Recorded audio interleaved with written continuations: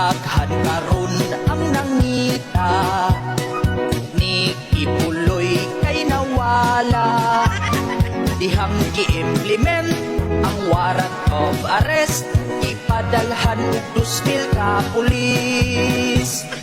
KOJC ipalibutan, sa mga pulis ibantayan.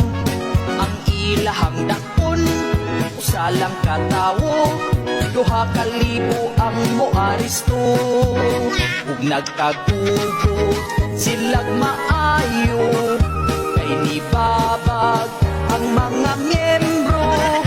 May nabunog ug gipusasan, kay nisukol daw sa mga kapulisan. Halak ka. Ilang gisulod ang KOJC, apan si pastor wa gyud makit-i.